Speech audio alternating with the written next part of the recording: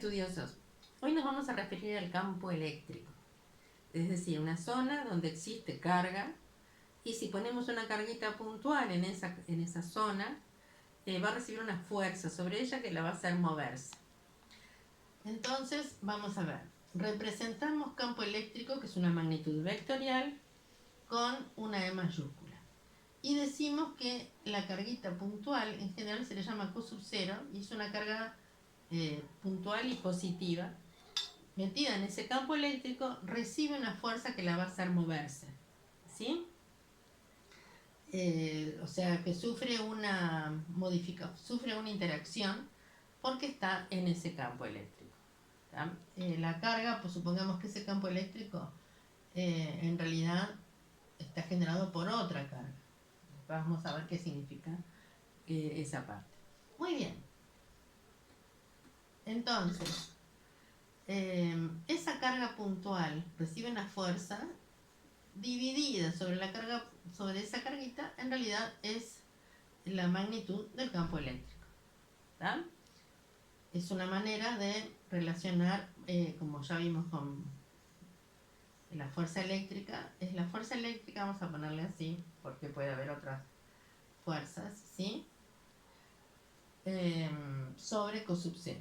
O lo que es lo mismo, la fuerza eléctrica también la podemos poner sobre una carguita como la propia carguita por el campo en el que está sometida. Esa es otra forma de ver. La fuerza eléctrica se puede calcular de esa manera. Existe lo que se llama líneas de campo, es decir, si uno pone muchas cargas en un lugar, se puede mapear esas líneas de campo. Y hay ciertas convenciones que se pueden ver.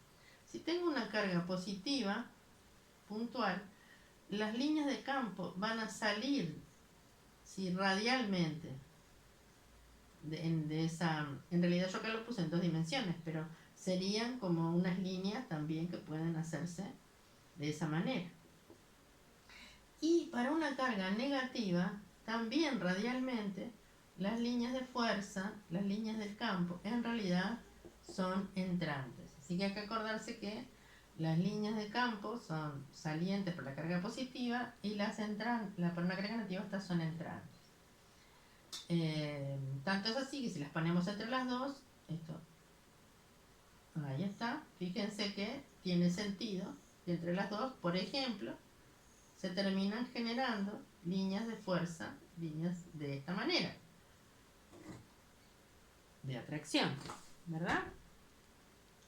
Bien, si tengo una superficie atravesada por esas líneas de campo, existe lo que se llama el flujo del campo eléctrico. El flujo del campo eléctrico querría decir, si tenemos una superficie S, supongamos, no soy muy buena dibujando, lo siento, una superficie S, en realidad no es lo mismo si es atravesada por un campo eléctrico perpendicular que la misma superficie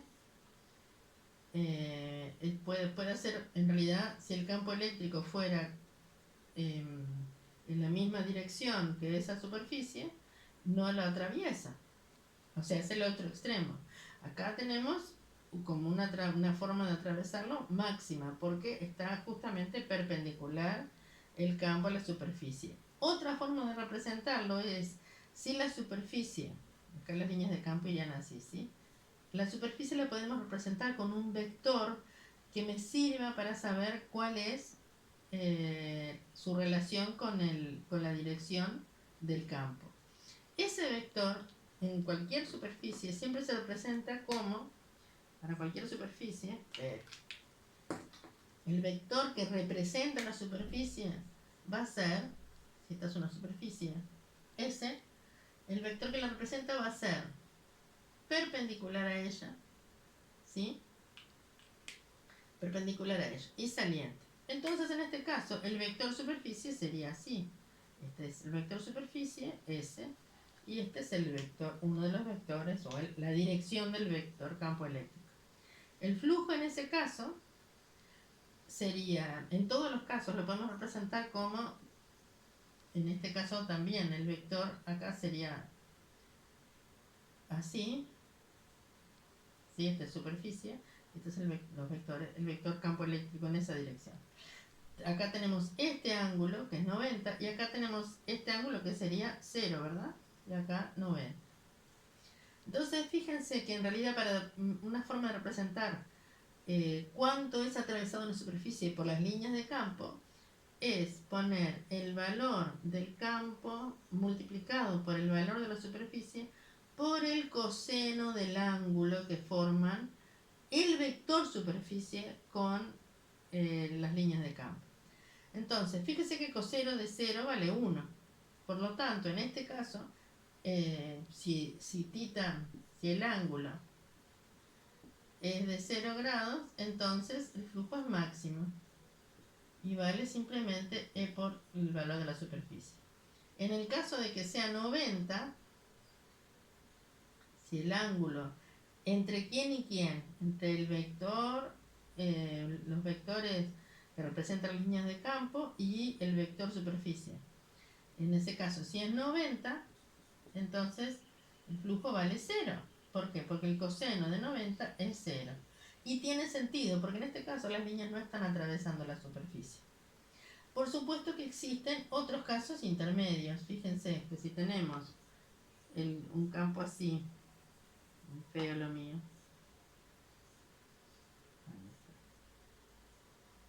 ¿sí? Que atraviesa una superficie con un cierto ángulo, ¿sí? Acá el vector superficie, por ejemplo, sería así. Así que el ángulo que me importa es este. Esta es la S y esta es la línea de campo. ¿Ah? Entonces, en ese caso, el flujo estaría representado por E por S por el coseno del ángulo, que no va a ser ni 0 ni 1, ¿verdad? ¿Por qué? Porque si uno lo piensa así, a ver, para cualquier superficie, si las líneas de campo van perpendiculares a él, entonces lo van a atravesar en forma máxima. Pero si la superficie tiene una inclinación, entonces varía la cantidad de líneas de fuerza. No tiene sentido decir la cantidad de líneas de fuerza, porque en realidad son como que cuántos vectores atravesarían esa superficie. Es todo muy abstracto.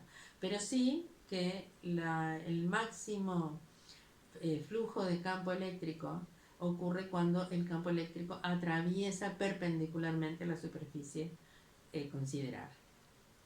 Bueno, muy bien. Entonces, como se acuerdan que la carga eléctrica también la fuerza eléctrica la podemos representar como el producto de las cargas por la constante sobre la distancia al cuadrado. Entonces, el campo de una carga puntual, el campo que ejerce una carga puntual a su alrededor en cualquier punto del espacio, si tengo una carga Q, en este punto del espacio separado una distancia D, o R si quiero, no importa, en este punto, el campo acá sería, me preguntan cuál es el campo acá. Bueno, va a ser, recordemos, saliente, radial. ¿Y cuánto vale? Bueno, vale la constante por la carga dividido esta distancia al cuadrado. Es como, ¿se acuerdan que hace un ratito pusimos que es igual a F sobre Q sub 0, que esta es una carga de prueba?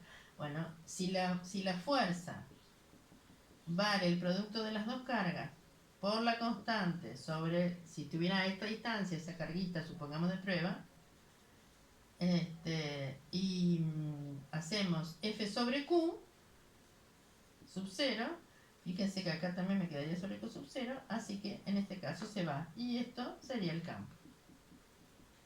Así que ven que se puede calcular como el campo de una carga puntual a una cierta distancia en el espacio vale la constante por Q sobre la distancia al cuadrado, siempre esto en metros y esto en coulomb, y esto 9 por 10 a las 9 newton metro cuadrado, newton coulombia cuadrado sobre metro, newton metro cuadrado sobre coulombia cuadrado, ¿está?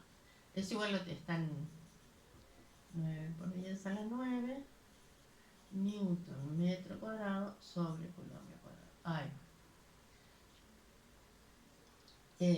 Y entonces, ¿qué unidad va a tener el campo?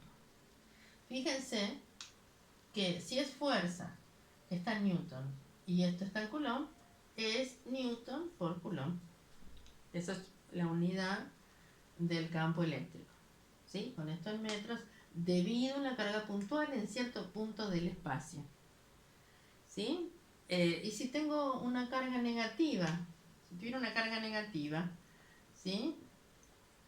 Q, y en este punto del espacio, que estuviera a la misma distancia, ¿sí? Bueno, el campo ahí vale K por Q sobre D cuadrado, pero se dirige, o sea, si esta también es D, la distancia, pero se dirige hacia la carga. O sea, cualquier carga que ponga en este punto va a ser atraída por esta carga, y cualquier carga puntual positiva, que es la carguita de prueba, que ponga en este punto va a ser desplazada, o sea, repelida, pero el valor numérico del campo va a depender de la carga que lo genera, que sería Q, no de la carguita puntual que ponga de prueba. La carga que genera este campo, ¿sí? Dividido la distancia al cuadrado respecto al punto que estoy considerando respecto a la carga. Bueno, también podemos ver que a veces la distribución de cargas no es una carga puntual, más bien es casi siempre, porque en realidad una carga puntual uno lo piensa y es bien abstracto. Pero puede ser que haya una superficie cargada, ¿sí? Una superficie, vamos a las carguitas, una superficie cargada.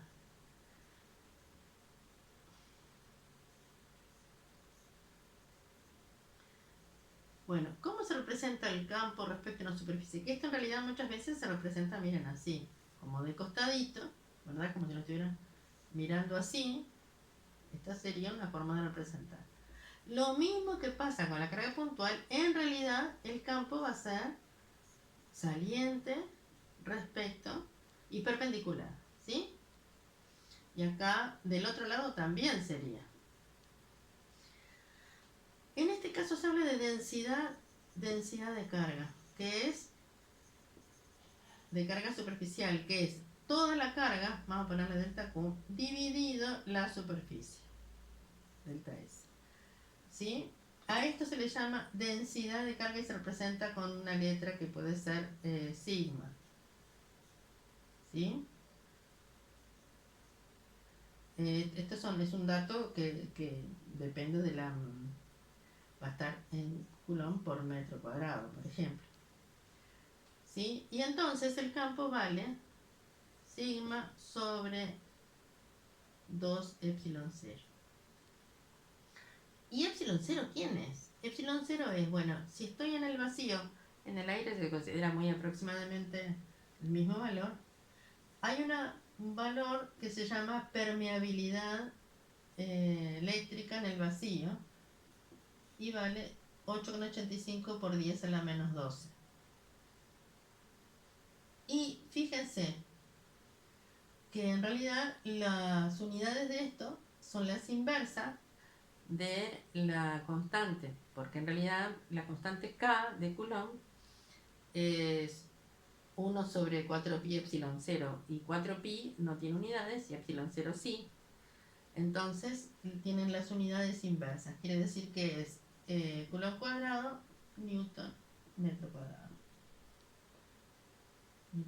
Sí, ahí va. Estas son las unidades de epsilon 0. ¿Sí? Bien. ¿Qué más? Así que este es el campo generado por una lámina cargada. Bueno, les voy a contar algo más. Cuando se dice, por lo general se habla de una lámina infinita. ¿Por qué? Porque obviamente en los bordes puede haber líneas de campo que se tuerzan, ¿sí? Que no sean tan uniformes. Así que en general cuando hablamos de un campo perpendicular y de una densidad de carga pareja en toda esa superficie, nos referimos, a veces cuando dice que es una lámina infinita, se refiere a que no consideramos los bordes. En realidad hay ecuaciones para considerar eso, pero no es el caso de nuestro tema hoy.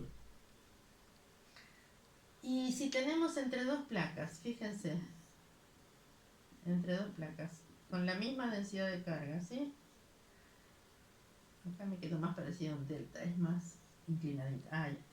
Con la misma densidad de carga, pero hay una positiva y una negativa. El campo entre estas dos placas, por esta placa va a ser saliente y por esta placa va a ser entrante. Entonces, si cada una las considerara aparte, tendría esta forma de... Ahí va. Esta forma de representarse. Entonces sería sigma sobre 2 epsilon 0 para cada una. Entonces, un medio de... es lo mismo que decir un medio de sigma sobre epsilon 0. Entonces, al campo entre las dos placas, si sumo un medio más un medio, este campo entre placas positiva y negativa, si se van a sumar, ¿sí? Vale sigma sobre epsilon 0. El campo. Hay otra forma de hallarlo, pero vamos a hallarlo, vamos a ir adelantando de esta manera. Bien.